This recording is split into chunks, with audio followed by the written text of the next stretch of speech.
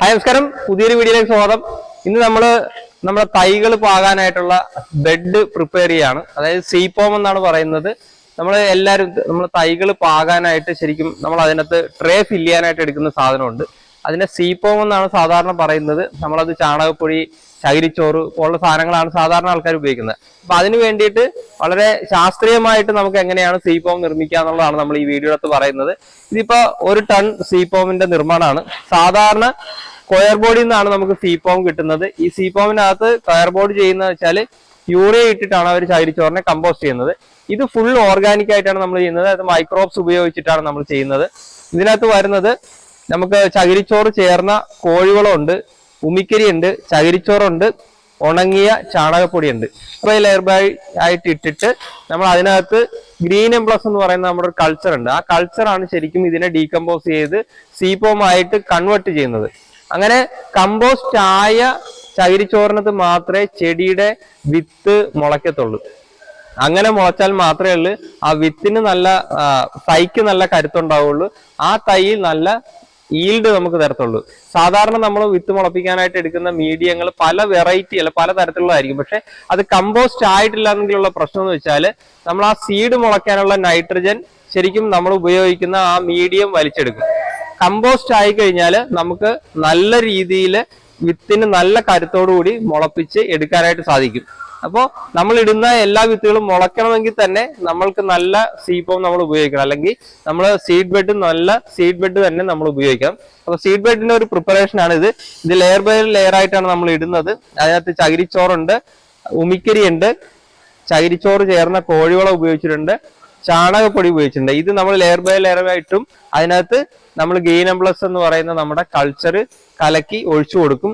Last അവസാനമായിട്ട് നമുക്ക് WB clean എന്ന് പറയുന്ന ഒരു കൾച്ചർ ഉണ്ട്. അത് നമ്മൾ വെള്ളത്തിൽ കലക്കും. അതിനോടൊപ്പം തന്നെ ഒരു 1/2 കിലോ ശർക്കരയും കൂടെ ചേർത്ത് അതൊരു കൾച്ചർ ആക്കിയിട്ട് ലാസ്റ്റ് നമ്മൾ അതിനെ ഒഴിച്ചു കൊടുക്കും. അങ്ങനെ ചെയ്യുന്നത് വെച്ചാൽ നമുക്ക് ഈ കോഴിവളത്തിന്റെ ഒരു പ്രശ്നം എന്ന് പറഞ്ഞാൽ കോഴിവളത്തിൽ ഈർപ്പം വന്നു കഴിഞ്ഞാൽ ഈച്ച വരാനുള്ള സാധ്യതയുണ്ട്. ആ ഈച്ച അതിനകത്ത് മുട്ടയിട്ട് പെരുകാതിരിക്കാനും അതുപോലെ തന്നെ കൊതുക് മുട്ടയിട്ട് പെരുകാതിരിക്കാനും നമ്മുടെ ബ്ലാക്ക് സോൾജിയർ ഫ്ലൈസ് മുട്ടയിട്ട് പെരുകാതിരിക്കാനും ആ കൾച്ചർ നമ്മൾ അതിന്റെ പുറത്ത് ആഡ് ചെയ്ത് കൊടുക്കും. അങ്ങനെ ആഡ് ചെയ്ത് കഴിഞ്ഞാൽ യാതൊരു വിധത്തിലുള്ള ഫ്ലൈസും ഉണ്ടാകത്തില്ല. അപ്പൊ ഇത്രയും രീതിയിലാണ് നമ്മൾ ഈ ബെഡ് പ്രിപ്പയർ ചെയ്യുന്നത്. ഇതാണ് നമ്മുടെ WB ക്ലീൻ എന്ന് പറയുന്ന പ്രോഡക്റ്റ്. ഇതാണ് ശരിക്കും നമ്മൾ ഫ്ലൈസ്, ഈച്ചയൊക്കെ മുട്ടയിട്ട് പെരുകാതിരിക്കാനായിട്ട് ഉപയോഗിക്കുന്നതാണ്. അത് ഈച്ചയുടെ മുട്ടയെ പൂർണ്ണമായിട്ട് നശിപ്പിച്ച് കളയും. അതിന് വേണ്ടിയിട്ടാണ് ഈ WB ക്ലീൻ ഉപയോഗിക്കുന്നത്. ഇത് നമ്മുടെ സെപ്റ്റിക് ടാങ്കിൻ്റെ ക്ലീനിങ്ങിൽ ഉപയോഗിക്കുന്ന പ്രോഡക്റ്റ് ആണ്. അപ്പോൾ നമുക്ക് കൊതുകുകൾ പെരുകാതിരിക്കാനുമൊക്കെ ഈ പ്രോഡക്റ്റ് വളരെ സക്സസ് ആയിട്ട് ഉപയോഗിക്കാൻ പറ്റും. നമ്മൾ അതിനകത്ത് ശർക്കരയും കൂടെ ആഡ് ചെയ്തിടും. ശർക്കരയും കൂടെ ആഡ് ചെയ്തിട്ടതിന് ശേഷം ഇത് നന്നായിട്ട് മിക്സ് ചെയ്യും. ശർക്കര ആഡ് ചെയ്യുന്നത് എന്താണെന്ന് വെച്ചാൽ ഇത് നന്നായിട്ട് ഫെർമെൻറ്റ് ചെയ്ത് അതിനകത്ത് ബാക്ടീരിയാസ് ഒന്നുകൂടെ കൾച്ചർ ചെയ്ത് നല്ല സ്ട്രോങ് ആയിട്ട് വർക്ക് ചെയ്യാനായിട്ടാണ് ശർക്കര ആഡ് ചെയ്യുന്നത്. ശർക്കര എപ്പോഴും ആഡ് ചെയ്യുന്നത് നല്ലതാണ്. നമ്മളത് നന്നായിട്ട് മിക്സ് ചെയ്തതിന് ശേഷം അത് ഇതുപോലെ നമ്മൾ ഓരോ ലെയർ ഇടുമ്പോഴും അതിൻ്റെ പുറമെ നന്നായിട്ട് സ്പ്രേ ചെയ്ത് കൊടുക്കുക. സീപോം നിർമ്മാണത്തിൽ പ്രധാനപ്പെട്ട ഒരു ഉപയോഗിക്കുന്ന ഒരു സാധന അസംസ്കൃത വസ്തുവാണ് ഉമിക്കരി എന്ന് പറയുന്നത്. ഉമിക്കരി ഉപയോഗിച്ച് കഴിഞ്ഞാലുള്ള ഗുണമെന്ന് വെച്ചാൽ നമുക്ക് തൈയുടെ വളർച്ചയ്ക്ക് തൈക്ക് ഏറ്റവും നല്ല കരുത്ത് കിട്ടാനായിട്ട് ഉമിക്കരി സഹായിക്കും. അതുപോലെ തന്നെ നല്ല പോറോസിറ്റി ഉണ്ടാക്കാനായിട്ട് നന്നായിട്ട് വേരോടാനൊക്കെ ഉമിക്കരി നന്നായിട്ട് സഹായിക്കും. പിന്നെ നമ്മൾ ചകിരിച്ചോറ് ആഡ് ചെയ്ത് കൊടുക്കുക. ചകിരിച്ചോറ് സാധാരണ ആൾക്കാർ ചോദിക്കുന്നുണ്ട് ഇത് നമ്മൾ കറ കളഞ്ഞിട്ട് വേണോ ഇടാനായിട്ട്. കറ കളയേണ്ട ആവശ്യമില്ല. കാരണം കറ കളയുന്ന പ്രോസസ്സ് ലിഗ്നിനെ ബ്രേക്ക് ചെയ്യുന്നത് ഇതിൻ്റെ അകത്തുള്ള കൾച്ചർ ലിഗ്നിനെ നന്നായിട്ട് ബ്രേക്ക് ചെയ്ത് കളയും. അപ്പോൾ നമുക്ക് ചകിരിച്ചോറ് നന്നായിട്ട് ഇതുപോലെ ആഡ് ചെയ്ത് കൊടുക്കാം.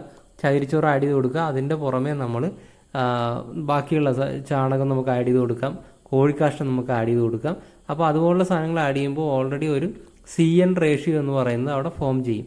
അപ്പോൾ ഇതുപോലെ നമ്മൾ എല്ലാ സാധനങ്ങളും ലെയർ ബൈ ലെയർ ആയിട്ട് ഇട്ട് വേണം നമ്മൾ ഈ സീപോം റെഡിയാക്കാനായിട്ട്.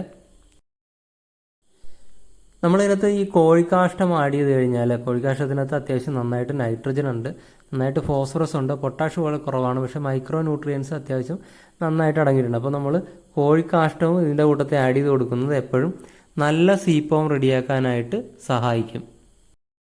ഏറ്റവും മുകളിലായിട്ട് നമുക്ക് ചാണകപ്പൊടി, ഉണങ്ങിയ ചാണകപ്പൊടി ചേർത്ത് കൊടുക്കാം. അപ്പോൾ അതുകൂടെ ഇട്ടതിന് ശേഷം നമ്മളുടെ ഈ കലക്കി വെച്ചിരിക്കുന്ന ഗ്രീൻ എംപ്ലസ് WB ക്ലീന് നന്നായിട്ട് അതിൻ്റെ മേളിൽ നന്നായിട്ട് ഒഴിക്കുക.